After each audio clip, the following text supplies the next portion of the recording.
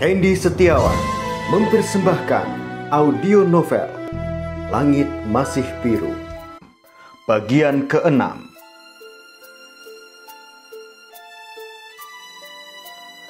Beberapa hari setelah kejadian paha gatal terkena getah mangga, datanglah Ki Wastaja dari dusun Karanggude. Ki Wastaja tidak lain adalah kenalan Kitanuri, pemilik pohon mangga yang tempo hari Satarji memetik buahnya. "Maafkan suami saya, Ki," Satijah berkata merasa tidak enak. "Tidak apa-apa, Kitanuri itu sahabat saya. Kalau suamimu adalah anak muda yang dipercaya olehnya, aku tidak bisa kalau tidak percaya pada suamimu." Ki Wastaja berkata ramah. Lalu disambungnya perkataannya yang ramah itu dengan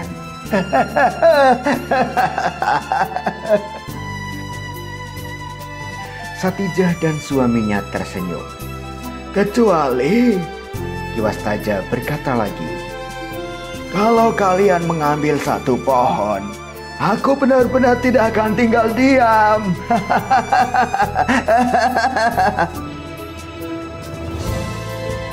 Senyuman Satijah dan Satarji berganti menjadi tawa.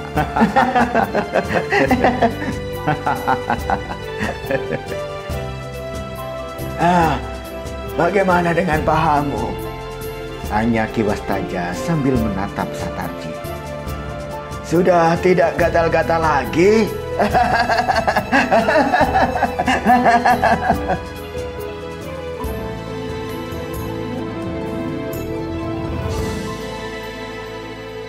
Satarji dan istrinya berhenti tertawa, tetapi masih tersenyum. Kali ini Satarji menahan malu teringat pengalaman tempo hari. "Sudah baik-baik saja, Ki. Mungkin karena Aki cepat memaafkan saya." Ki Wastaja lagi-lagi tertawa. "Lalu kandunganmu bagaimana, Nduk?" tanya Ki Wastaja sambil agak berusaha menghentikan tawanya. Kini pandangannya beralih menatap Satijah. "Pangestunipun, Ki, berkat doa Aki." "Syukurlah," tanggap Ki Wastaja kali ini dengan nada lebih serius. Lalu terkesan lucu lagi dengan mengatakan, "Kalau kau ingin makan buah mangga lagi, tinggal minta suamimu memetiknya. Kapan saja, sebanyak yang kau mau. Asal, ya itu tadi, kalau satu pohon habis semua, aku benar-benar tidak akan tinggal diam."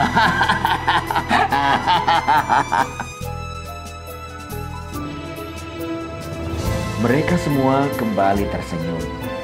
Ki Wastaja orang yang mudah tertawa.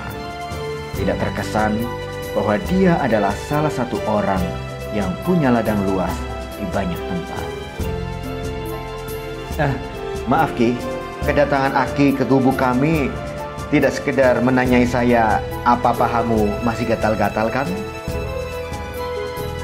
Satarji bertanya setelah merasa candaan dan basa-basi itu sudah cukup bagi mereka. "Iya, itu dia. Kau mengingatkanku." "Bagus sekali. Memang aku datang karena memerlukan tenagamu." Satarji menatap Satijah yang juga menatapnya. Satarji tampak menahan rasa senang sekaligus ragu-ragu mendengar perkataan Ki Wastaja. "Membersihkan ladang Aki. Kata Kitanuri, ladang Aki ada di banyak tempat dan jauh-jauh. Kecuali yang tempo hari saya mengambil buah mangganya tanpa izin itu. Kesana pun harus melalui jalan memutar-mutar," tanggap Satarji yang dijawab oleh Ki Wastaja dengan, Tunggu dulu. Ladangku memang jauh-jauh. Satu di Kaliwedi, satu di Alas Cengal, satu di Cingkombong. Kalau aku mengajak pekerja dari Igirwato ini, bisa makan 2 jam perjalanan. Sampai di ladang sudah jauh. Datang tengah hari, lalu tiba waktu pulang. Jadi kapan kerjanya? Itulah Ki. Jadi kau tidak usah pergi ke ladangku yang di alas Cengal, Kaliwedi, atau ke tempat yang tempo hari getah mangganya membuat pahamu gatal-gatal itu. Lagi pula ladang-ladang itu sudah bukan kepunyaanku lagi. Sudah bukan kepunyaan Aki? Maksud Aki menjualnya? Ceritanya panjang. Kapan-kapan ya aku ceritakan.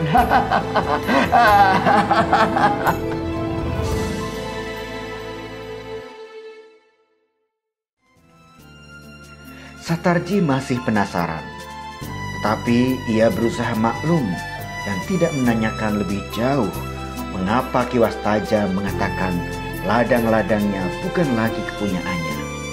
Apalagi Ki Wastaja mengatakan kapan-kapan akan menceritakan hal itu.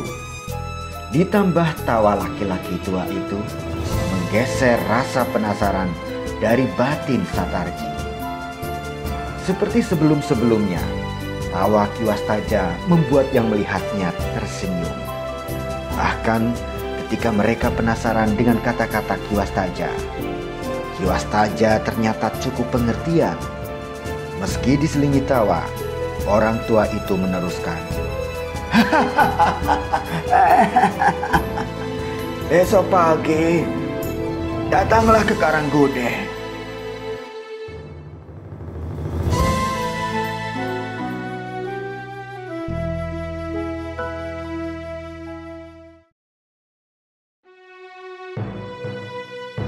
Hampir tepat dikatakan, rumah itu serupa rumah yang berada di tengah-tengah pekarangan yang luas. Sampai jarak sekian ratus meter di samping kanan, kiri, dan terutama di belakang bangunan rumah itu, tidak ada satupun rumah lain. Di pekarangan bagian paling belakang rumah itulah Satarji akan bekerja. Saat Satarji datang, telah ada 3 orang lain yang sedang sibuk menggali tanah. Nah, kau ikut saja bekerja dengan mereka. Ki Wastaja memberi petunjuk. Apa-apa yang perlu kalian lakukan, mereka sudah tahu. Kalau kau bingung, bertanyalah pada mereka, ya. Satarji mengangguk, walau masih menyimpan bingung. Aku tidak bisa mengawasi kalian. Ada pekerjaan lain.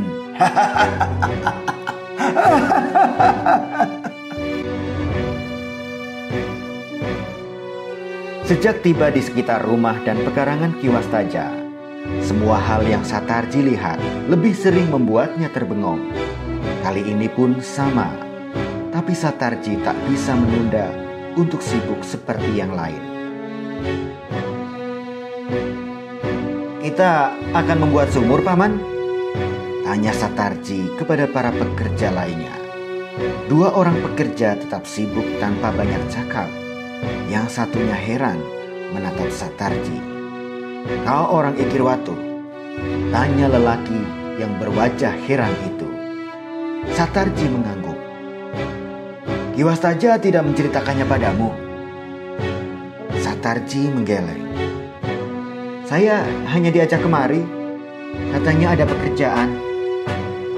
Memang, inilah yang sedang kita kerjakan.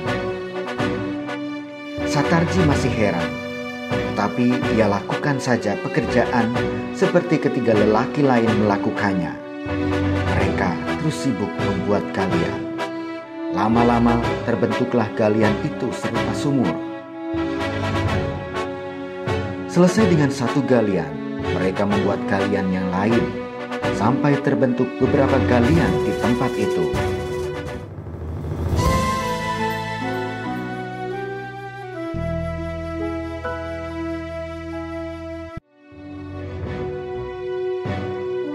Bagian belakang pekarangan itu adalah tanah yang belum diolah. Bermacam pepohonan dan semak-semak tumbuh liar. Menjadi batas antara lahan yang belum diolah dengan pekarangan Kiwastaja adalah jalan setapak. Jalan setapak itu tidak terlalu ramai dilintasi warga. Hanya menjadi semacam penghubung antara permukiman dengan hutan atau ladang-ladang warga. Menjelang sore, sepasang suami istri yang sedang dalam perjalanan pulang dari ladang mereka berjalan di setapak itu. Tampak lelah, mereka berhenti di bawah pohon, tak jauh dari Satarji dan 3 orang lainnya membuat galian. "Bikin lubang apa itu, Kang? Kok seperti sumur?" tanya sang suami dari pasangan yang beristirahat itu. Wajahnya heran, istrinya berekspresi sama. "Iya." Orang yang bertanya itu belum puas. "Kok sumurnya banyak sekali? Kami sedang mencari jimat Pangeran Diponegoro." Suami istri itu merasa takjub, namun kemudian wajahnya tampak ragu. Mengingat suara pria yang menjawab itu agak ketus, juga wajah mereka yang kurang ramah, kecuali wajah Satarji. Sepasang petani itu tak banyak bertanya lagi. Hal yang dirasakan oleh kedua petani itu juga dirasakan oleh Satarji.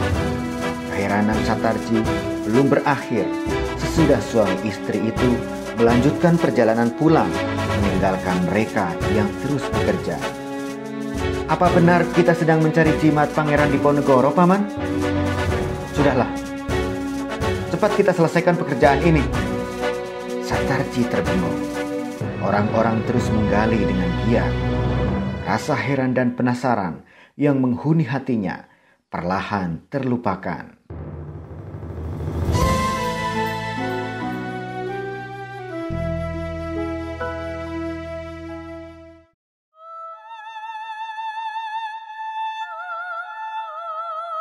Satarji tak memikirkan untuk apa sebenarnya lubang yang serupa sumur itu perlu dibuat di belakang rumah Kiwastaja. Apa benar-benar untuk melacak jimat Pangeran Diponegoro? Cukuplah baginya, ia akan mendapatkan uang dari pekerjaan itu.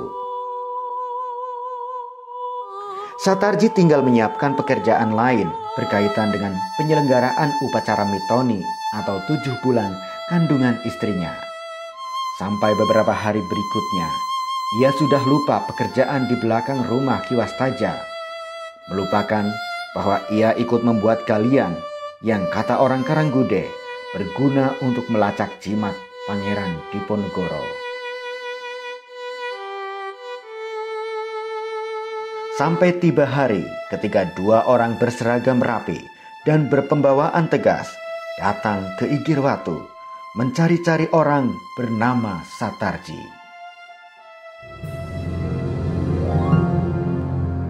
Andaikan langit runtuh dan bumi pun terbelah, memisah raga kita. Demikianlah bagian ke-6 audio novel Langit Masih Biru. Apa yang sebenarnya terjadi? Apa yang akan menimpa Satarji? Benarkah mereka sedang membuat galian untuk mencari jimat Pangeran Diponegoro? Nantikan jawabannya pada bagian berikutnya. Sampai jumpa. Yang bisa menggantikan kehadiran